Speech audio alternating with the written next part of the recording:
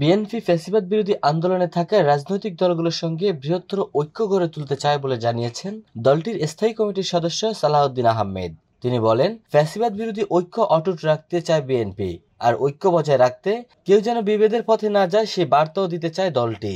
আজ সোমবার দুপুরে যুবদলের ৪৭তম প্রতিষ্ঠা বার্ষিকী উপলক্ষে রাজধানীর শেরেবাংলা নগরে শহীদ প্রেসিডেন্ট জিয়াউর রহমানের মাজারে ফুল দিয়ে শ্রদ্ধা জানান বিএনপি ও তার অঙ্গ সংগঠনের নেতাকর্মীরা। শ্রদ্ধা নিবেদন শেষে দলের স্থায়ী কমিটির সদস্য সালাউদ্দিন আহমেদ এসব কথা জানান। জাতীয় নির্বাচনের আগে এই ঐক্যকে সুসংগঠিত করতে তৃণমূল থেকে নেতৃত্ব পর্যন্ত ঐক্যবদ্ধ থাকার আহ্বান জানিয়েছেন তিনি। আগামী জাতীয় নির্বাচনে বিএনপির মনোনয়ন নিয়ে তিনি বলেন, আগামী জাতীয় নির্বাচনে দলীয় বিবেচনায় নয়, বরং যোগ্য ও জনবান্ধব প্রার্থীদের মনোনয়ন দেওয়া হবে। নির্বাচিত হলে নতুন বাংলাদেশ গড়ে তোলা হবে তারুণ্য নির্ভর নেতৃত্বে, যেখানে থাকবে গণতন্ত্র ও ন্যায় বিচার। অনুষ্ঠানে সালাউদ্দিন আহমেদ বিভেদ ভুলে ঐক্যবদ্ধ থেকে জাতীয় স্বার্থে সবাইকে একসঙ্গে কাজ করার আহ্বান জানান।